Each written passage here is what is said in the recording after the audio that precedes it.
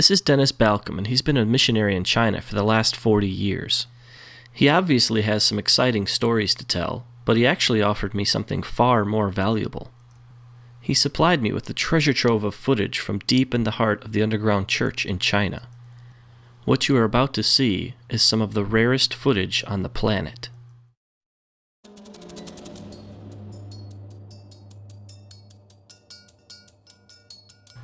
In this church, the people wake up at 4:30 to come together for 2 hours to pray and worship. They do this every day.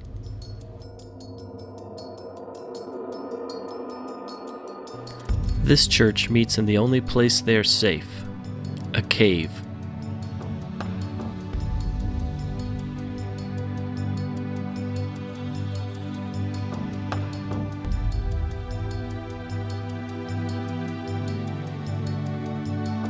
This church meets on a farm, far away from prying eyes.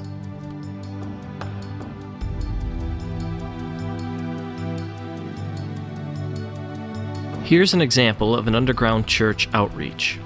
The people sitting are Christians. The people who are standing are not. This particular preacher was once crippled, but was healed when someone prayed for her. She now preaches the good news of Jesus to anyone who will listen.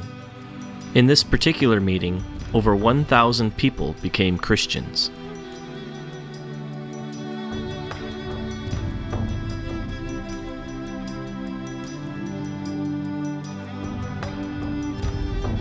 This is a church service attended by over 6,000 people, and while that may sound like a lot, you have to understand, this one church has over 300,000 members.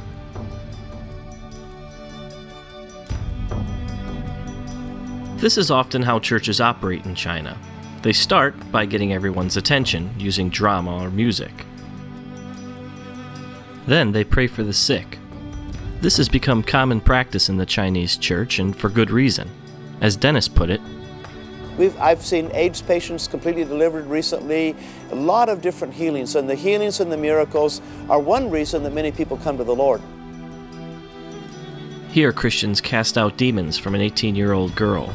She's now a preacher. In Shanghai alone, there are over 3,000 house churches, just like this one. One thing Dennis pointed out to me was that most of the underground churches in China are actually led by young people. These kids have all come out of the communist system, and they want nothing to do with it. They only want to spread the love of Jesus to everybody they meet. This is a music school. Well, that's the cover anyway. It's really a training school for students who want to be pastors. The government thinks they're simply learning to play instruments.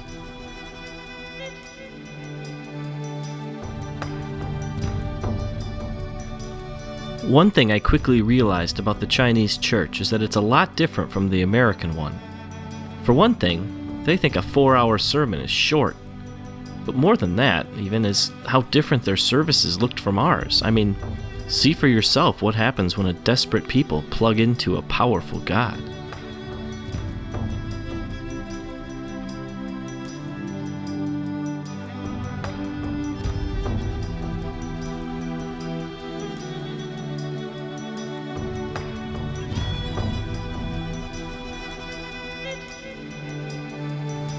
This is a Sunday school class. What's the big deal about that, you ask? Well, none of these kids' parents are Christians. They send their kids here so they will learn to be good children. Nearly all of these children will eventually lead their parents to the Lord. In this church service, it's 120 degrees inside the building. The people meet for 12 hours straight.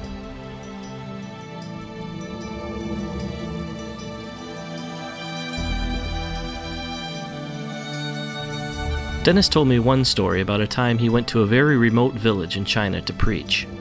He was led into a large room where the people were packed so closely together that he had his back to the wall and could reach out and touch the row in front of him. Everyone stood. There was no room to sit.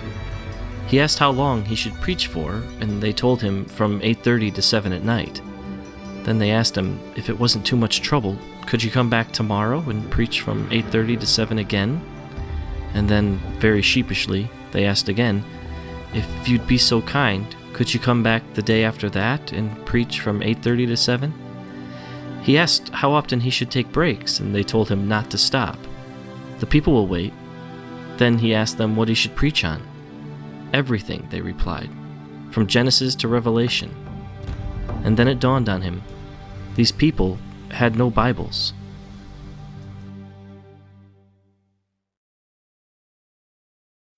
Well, very common is miracles of healing, like anywhere in church history, but it's not particularly in church services like we have healing conferences. It's when they're out evangelizing. There's miracles of divine guidance. There's miracles of nature. Like an example, there's a field where all of the crops are dry except for the Christian field. And their field has beautiful crops, and they say when it rained, the rain came on their field. And in times of flood, the Lord would protect the villages of the Christians when all the other villages were destroyed. And I think if the Western church would stand up and really preach the gospel, not get involved in, about abortion and gay rights and these, just preach Jesus Christ. The devil doesn't want to hear Jesus Christ preach. And that's what, they're not on any social issue. They don't even talk about the government. They might pray for the government. We don't have this thing about, the nation is going to be converted, the government's going to be converted. They simply preach the gospel. And persecution comes when you really preach the gospel and tell people to repent and turn to the Lord. And I think that it's the persecution and the suffering that has really made the church strong.